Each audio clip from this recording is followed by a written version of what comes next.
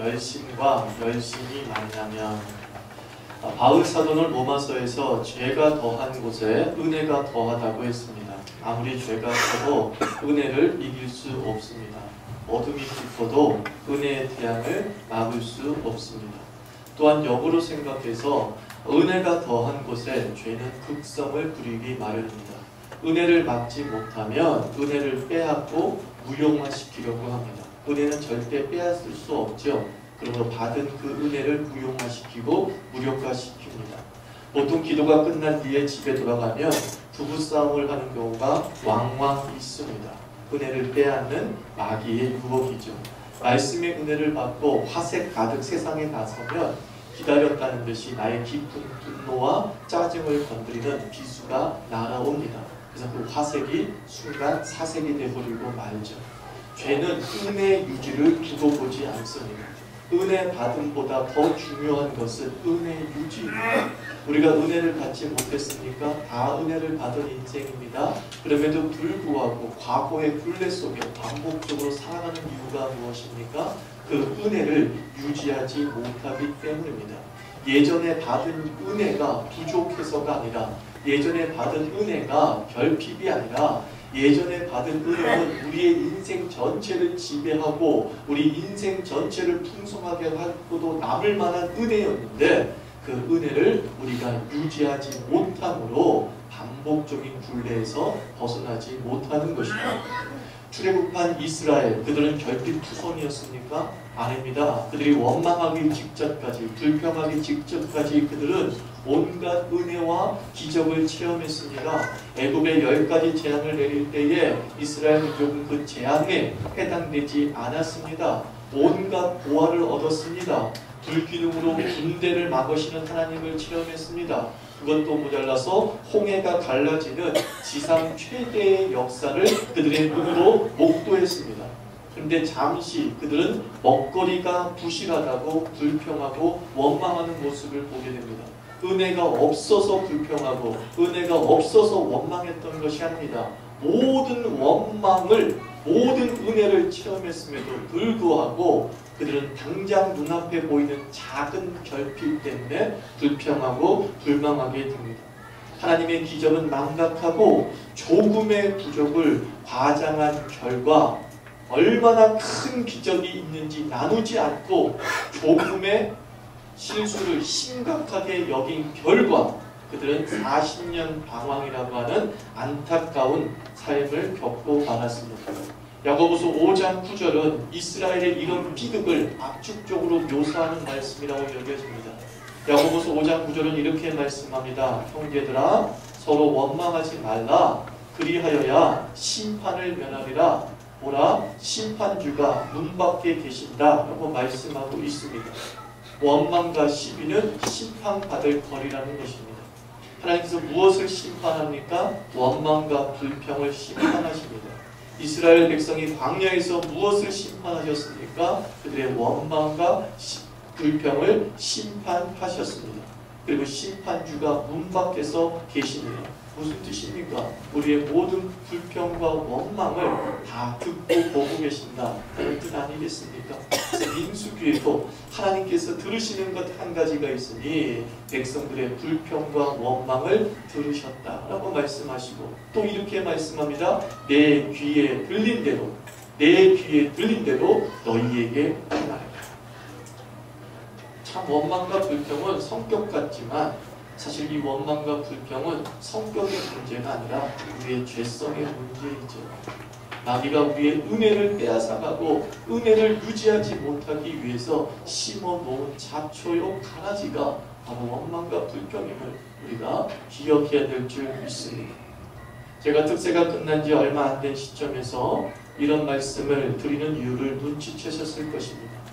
은혜의 무효화를 위해 교묘히 침투하는 사단의 역사를 알기 때문입니다. 우리는 자기도 모르게 사단의 침투 경로가 될 수 있음을 경계해야 할 줄 압니다. 교회를 향한 은혜의 무효화, 가정을 향한 은혜를 흐트러버리는 그 마귀의 전술에 우리가 2번 이상 당하지 않기 원합니다. 알고 당하는 것만큼 바보는 없습니다. 우리가 다 초신자에서 모르고 당한다고 한다면 등을 두들겨 줄 수 있지만 이렇게 말하고 있었던 거예요. 당신 알잖아. 그런 줄 몰랐어요. 마귀가 그렇게 우리를 넘어뜨릴 줄 몰랐어요. 라고 하면서 지적할 수밖에 없는 부분이 있지. 우리는 은혜 뒤에 더욱 깨어 근신하는 성도가 되기를 바랍니다. 여러분, 동서고금을 막론하고 인간사는 다 똑같습니다. 원망과 시비는 동시다발적으로 일어나지 않습니다. 한 사람이 쑤시고 들어오면서 들불처럼 번져갑니다. 평소 아무 생각 없이 지내던 사람이 어느 날 누군가의 불평을 듣고 못마땅함을 듣습니다. 그리고 마치 자기도 같은 생각을 가졌다는 듯이 맞장구 칩니다. 옆에 사람한테 열심히 시비와 불평을 전합니다. 감사는 꽁꽁 묶어두던 사람들이 불평은 온유월의 소나기처럼 펑펑펑 쏟아냅니다. 감사에 대해는 겸손하라면서 침묵을 강요합니다. 누구나 그런 은혜 있으니까 호들갑 떨지 말라고 경계합니다. 그러나 불평과 시비는 정의의 이름으로 팔을 걷어붙이고 맙니다. 가만히 있으면 안 된다며 흥분하면서 말을 퍼뜨립니다. 이것이 감사와 원망의 차이점이죠. 감사는 꽁꽁 묶어두고 불평은 소나기처럼 쏟아내는 것이죠. 누가 원하는 것입니까? 마귀가 원하는 거죠. 사탄이 원하는 것이죠. 여러분, 무엇보다도요, 시비와 원망은 초신자에게 찾을 수 없습니다. 초신자는 그저 감사해요. 그저 놀라워요. 그저 다 은혜. 목사가 대떡 같은 설교를 해도 아멘 합니다. 어쩜 저렇게 말씀을 잘 쪼개는지. 제가 뭐 나무 그립니까? 답을 잘 쪼개는지. 또 설교하다가 말을 더듬으면 사람들은 얘기합니다. 우리 목사님 설교 준비 못했구나 할지 모르겠지만 제가 말을 더듬으면 초신자들 이렇게 받아들입니다. 지금 목사님께서 정말 하나님의 말씀을 두렵고 떨림으로 전합니다. 그래서 저렇게 더듬는다는 것이죠. 초신자에게 불평이 없어요. 초신자에게는 원망이 없어요. 자기에게 주어진 모든 것이 은혜가 되고 감사가 되는 겁니다. 하지만 다 초신자는 아니지요. 그죠? 다 우리가 낙신자는 아니지요. 한 사람 한 사람 다 어느 정도의 신앙의 여론이 있는 사람입니다. 그런 사람에게 시비와 원망이 파고드는 전 세 가지 마음이 있어요. 우리의 시비와 원망을 파고드는 이 세 가지 마음은 의외로 굉장히 긍정적인 마음입니다. 첫째, 마음은 사랑하는 마음. 둘째, 마음은 열심 있는 마음. 셋째, 마음은 말씀대로 마음이에요. 의외로 시비와 원망이 파고드는 밭은요, 가라지밭도 아니고요, 자갈밭도 아니에요. 옥토 같은 마음을 갖고 있는데 그 옥토 같은 마음에 시비와 원망이 기가 막히게 뿌리를 내립니다. 사랑하는 마음, 열심히 있는 마음, 말씀대로 마음이죠. 교회를 사랑합니다. 그 교회를 위해서 충성을 다합니다. 개인적으로 말씀대로 살아보겠다는 정직한 목표를 세워서 삽니다. 얼마나 필요한 마음입니까? 얼마나 귀한 마음입니까? 문제는 다른 사람도 나와 같은 마음을 갖기를 바라는 것에서 시작되는 것이죠. 나와 같은 마음을 갖기를 원하는 마음이 이제는 내가 제일 잘 나가라고 변질되는 거예요. 나만큼 주님 사랑하는 사람 없다는 비교의식이 생깁니다. 사랑하는 마음, 내가 제일 뜨거워. 열심 있는 마음, 내가 제일 강해. 말씀대로의 마음, 나처럼 정직한 사람은 없어. 라고 하면서 내가 제일 잘 나가의 신앙이 돼버리고 마는 것이죠. 누구나가 다 이 아름다운 마음을 갖기를 바라는 것은 좋은 것인데 누구나가 다 그런 마음을 갖지 못했을 때에 못마땅함이 침투에 들어오는 거죠. 그런데 감사하게도 말이죠. 나 같은 마음을 가진 사람을 만납니다. 정말 사랑하는 마음이 있고요. 열심히 있는 마음이 있고요. 정말 말씀대로의 마음이 있습니다. 그 사람을 만나면 풍짝이 잘 맞을 줄 알았는데 도리어 나와 같은 마음을 가진 사람을 만나는 것이 물과 기름과 만나는 것과 똑같습니다. 왜 그런지 아십니까? 열심의 방향이 다르기 때문이죠. 그리고 내가 더 열심이라고 주장하면서 1등 해먹으려고 하는 거예요. 그러다 보니까 도리어 마음이 맞는 사람이 만났는데 그것은 물과 기름과 같은 거예요. 더 교회가 힘들어지고 더 가정이 힘들어지는 것입니다. 빌립보 교회를 향한 바울의 메시지가 바로 그거예요. 오늘 2장 14절에서 모든 일을 원망과 시비 없이 하라 하겠습니다. 시비는 옳고 그르는 말다툼을 얘기하는 거예요. 원망이라는 것은 못마땅히 여겨서 탓하거나 불평을 품고 미워하는 것을 말하고 있죠. 빌립보 교회는 건강한 교회였습니다. 열심과 말씀대로와 사랑하는 마음으로 출발한 교회가 빌립보 교회였습니다. 부흥하는 교회였습니다. 그러면서 몇 명의 여자 리더십이 생기게 되는 거죠. 루디아도 있고 유오디아도 있고 순두개라고 하는 여자 리더십이 생기게 되는데 이 여자 리더십들이 굉장히 열심 있는 사람이었어요. 교회를 사랑하는 사람이었어요. 말씀대로 사랑하겠다고 하는 사람이었어요. 그런데 이 세 명의 리더십의 그룹이 서로에게 시비를 거는 거예요. 서로에게 불평하면서 편을 갈랐던 것이죠. 그러면서 잘 나가던 교회에 제동이 걸린 겁니다. 내가 더 열심히 섬기고 있어. 이렇게 섬겨야 돼. 저렇게 따라가야 돼. 라고 하면서 유오디아 나름의 열심, 순두개는 순두개 나름대로의 열심을 가지고서 내가 제일 잘 나가. 이렇게 얘기했다는 거죠. 아름다운 마음에 그만이야 서로의 시비와 서로의 원망들이 불쑥불쑥 튀어오르는 것이죠. 바울이 너무나 걱정돼서 그러면 모든 일을 어떤 일을 하든지 간에 원망과 시비가 생기면 그거 하나님의 일이 아니야 이렇게 말하고자 하는 것이죠. 어떤 일을 하든지 네 열심도 좋고 네 사랑하는 마음도 좋은데 네 열심과 네 사랑하는 마음으로 시비와 원망이 생긴다고 한다면 하나님이 주시는 마음이 아니라는 거죠. 왜 그렇습니까? 성령은 우리를 하나 되게 하십니다. 갈라디아에서 하나님이 우리에게 주신 성령은 우리 막힌 담을 허무시어서 하나 되게 하십니다. 한 마음을 품지 못하게 하는 열심과 한 마음을 품지 못하게 하는 사랑하는 마음과 한 마음을 품지 못하게 하는 나름의 내 말씀의 정직은 사실은 은혜를 빼앗고 무력화시키려고 하는 마귀의 씨앗일 수 있음을 바울이 경고하고 있는 것이죠. 그래서 바울은 이 모든 것을 극복하는 방법 하나 그 다음에 가르쳐주죠. 서로 나보다 남을 낮게 여기라 이렇게 말합니다. 서로 나보다 남을 낮게 여기라. 존중하고 높여주라는 겁니다. 그래 당신처럼 열심한 있는 사람, 당신처럼 사랑하는 사람, 당신처럼 성실한 사람은 못 봤어. 이게 하나님이 주신 마음이라는 겁니다. 나처럼 열심히 있는 사람이 있으면 나와봐. 하나님이 주신 마음이 아니죠. 나처럼 사랑하는 사람이 있으면 나와봐. 하나님이 주신 마음이 아니죠. 나처럼 말씀대로 사는 사람이 있으면 나와봐. 하나님이 주신 마음이 아니죠. 하나님이 주신 마음은 당신처럼 사랑하는 사람은 없더라. 정말 당신처럼 열심히 있는 사람은 없더라. 정말 당신처럼 말씀대로 살려고 하는 사람은 없더라.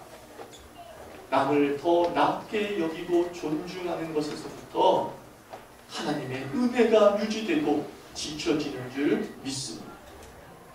저는 바울은 한마디로 성도 자랑하라 라고 하는 거죠. 서로의 열심을 인정하고 서로의 열심을 칭찬하고 서로의 열심의 방향을 인정하라는 것이죠. 저는 목사로서 성도를 자랑하기에 바쁩니다.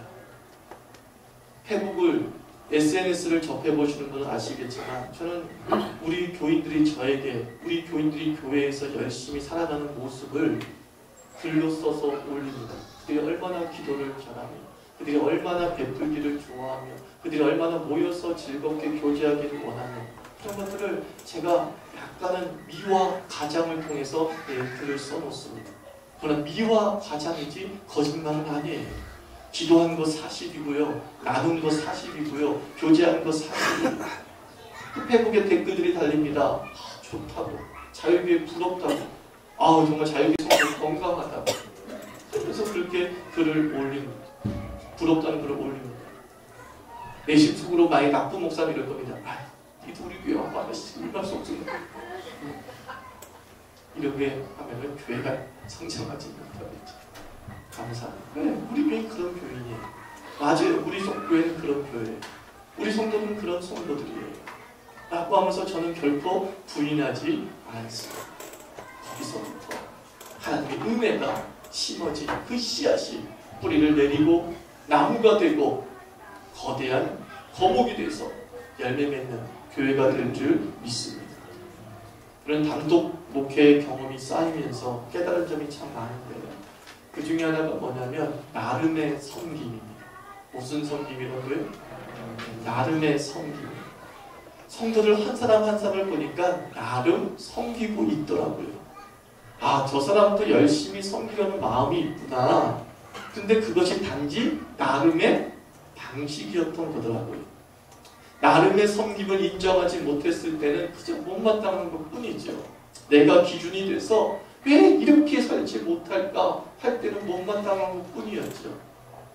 부부싸움을 합니다. 부부싸움을 한 다음에 남편의 상투어가 뭡니까? 여보, 내가 잘할게. 그잖아요. 내가 잘할게. 근데 얼마 후 또 아내는 그 남편이 못마땅해서 한마디 합니다. 그러면 남편은 역정을 내지 않습니까? 여보, 내가 변한 게 안 보여? 난 나름 노력했다고. 막 쓰레기도 버리고. 그러면 또 아내는 얘기하면 고작 쓰레기 버린 거? 제발 당신 방이나 깨끗이 치워. 남자는 화가 납니다. 난 나름 했는데 이거잖아요. 난 나름 노력했는데? 난 나름 변했는데? 아내의 성에 못 찬 거예요. 쓰레기만 버리는 게 남자가 남편이 아니야. 자기 방도 깨끗이 하는 게 남편이야. 자기 방만 깨끗이 하는 게 남편이 아니야. 설거지 하는 것도 남편이야. 아내의 기준은 됐다만하게 그래요. 그러니 성에 안 차는 것이죠. 그러나 남편은 안타깝게 주장하는 거예요. 나름 했다 이거지. 나름 했다. 남편 입장에서도 아내에 대한 못마땅 없겠습니까? 나름 했다는 나름. 이게 중요하더라고요. 나름의 삶이 있었어. 나름의 애씀이 있었어. 나름의 노력이 있었어. 라는 것이죠. 여러분, 저 사람 믿음에 저 정도면 많이 변한 것 아닙니까? 우리가 어떤 사람을 믿음을 형편없이 봅니다. 그 형편없는 믿음을 가진 자가 그 신앙 수준에 견주어 볼 때에 그 사람이 교사를 하고 있네. 그 사람이 주일날 그래도 맡은 바 책임이라고 안내를 서고 있어요. 대단한 성김 아닙니까? 대단한 열심 아닙니까? 그 사람 믿음이 형편없다면서요. 그 사람 신앙 수준 낮다면서요. 그러면 그 수준의 그 섬김은 대단한 거잖아요. 근데 우리는 그 사람의 신앙 수준은 무시하면서 그 사람의 믿음이 형편없다고 얘기하면서 섬김은 신앙 높은 사람이 해야 될 섬김을 요구하고 있는 거죠. 그리고 거기에 도달하지 못했다고 못마땅하면서 하루 찌찌찌 그런 식으로 따지면 여러분들 아니 우리 여기 있는 사람 다 못마땅해요. 다 못마땅해. 내 신앙 수준이 있거든. 내가 도달해야 될 신앙의 정상이 있거든. 다 못 미쳤어. 다 못 미치죠. 우리는 다 그런 존재죠. 근데 우리는 거꾸로 생각해보자는 거예요. 믿음이 형편없다고 인정하면서 섬김은 대단한 믿음만큼 원하는 것은 모순이잖아요. 그러므로 우리가 그 믿음의 연약함을 안다면 저 정도에서 저 정도 섬기는 건 대단한 거야 라고 하는 칭찬이 나올 수밖에 없는 거죠. 그 사람의 섬김의 불평과 못마땅히 나오는 것이 아니라 그 정도는 된다는 것입니다. 여러분, 우리 성가대가 요즘 오늘 좀 적게 섰어요. 안타깝게도 열심히 하시기 바랍니다. 근데 여러분 보세요. 우리 성가대의 상황을 보십시오. 그 정도면 대단한 거죠. 6시간 부족합니다. 대원들도 말을 안 듣습니다. 근데 오늘 정도의 찬양이 나왔으면 뭐예요? 대단한 거죠. 근데 우리는 어때요? 빈 그 소년 합창단 수준만 생각을 해가지고 말이죠. 저렇게 깨끗하지 소리가 안 나올까? 도대체 연습을 하는 안 하는 거야? 그때부터 힘들어지기 시작하는 것이죠. 우리의 수준들이 연약함을 알고 그 연약함에 나름의 섬김을 하고 있는 길을 우리가 인정할 때 교회가 하나 되어지고 은혜가 유지되는 역사가 벌어지죠. 그래요. 우리 눈에 보면요. 우직한 사람이 있고 얄미운 사람이 있습니다. 정말 물을 가리지 않고 그리고 낮은 곳에서 더러운 곳에서 어려운 곳에서 섬기는 무직한 사람이 있습니다. 화면에 눈치 보고 쉬운 일만, 편한 일만 하려는 얄미운 사람이 있어요. 눈에 보이는 거 사실이에요. 근데 이 얄미운 사람이 있고 이 우직한 사람 외에 또 한 사람이 있습니다. 누구냐면 손해보지 않으려는 사람.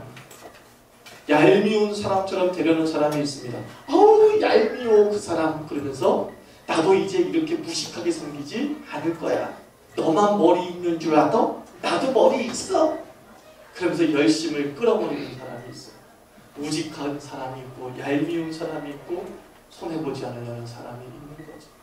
얄미운 사람에게 나도 절대로 손해 안 볼 거야 라고 하면서 똑같이 얄밉게 살려고 하는 사람이 있어요. 세 번째 그룹이 제일 많습니다. 여러분, 얄미운 사람이 있든 우직한 사람이 있든 여러분에게 주신 성김에게 온전히 걸어가길 바랍니다. 그죠? 아내가 얄밉게 굴든 남편이 얄밉게 굴든 나는 그리스도인으로서 깊이 있고 진정한 사랑을 하시길 바랍니다. 똑같이 대한다고 해서 상대가 변화되거나 내게 좋은 이득이 생기는 건 하나도 없어요. 내 성격만 더러워지는 것이고 내 신앙만 유치해지는 건 아니겠습니다. 그저 우리에게 주어진 길 온전히 걸어가고 호랑되어 하나님 앞에서 신전의식을 가지고 나의 모든 것을 누가 지켜보신다? 하나님이 지켜보신다는 마음으로 달려가길 원합니다. 역대하 16장 9절 말씀 보면 하나님은 온 땅을 두루 강찰하시며 자기에게 향하는 자들을 위하여 능력을 베푸시며 하나님이 누구를 찾아요? 온 땅을 찾아다니며 자기를 찾습니다. 하나님을 찾는 자들을 하나님만 바라보면서 온전히 섬기시기를 바랍니다. 그 하나님께서 이사야서 41장 10절에서 우리를 굳세게 하시며 참으로 도와주시고 참으로 의로운 오른손으로 붙들어 주신다고 약속하셨습니다. 그 하나님 바라보면서 감사하며 찬양하며 우리의 믿음의 길 우직하게 걸어갔으면 좋겠습니다. 하나님은 우리에게 은혜를 주실 하나님이십니다. 하나님은 우리에게 은혜를 주신 하나님입니다. 이제 우리에게 필요한 것은 은혜를 유지하는 것이죠. 씨앗을 품어야 열매 맺는 나무가 됩니다. 우리가 하나님께서 주신 우리 은혜의 그 씨앗을 품어야 돼요. 뭘로 품어야 됩니까? 바른 감사와 인정으로 품으시기 바랍니다. 이 은혜를 감사로 품고 이 은혜를 남을 인정하는 것으로 품게 되면 그 은혜가 발아하여서 뿌리를 내리고 줄기가 자라고 잎이 무성해지고 열매 맺는 나무가 될 줄 믿습니다. 우리 자유교회가 여러분의 각 가정이 더 이상 반복의 굴레에서 벗어나기를 축원합니다.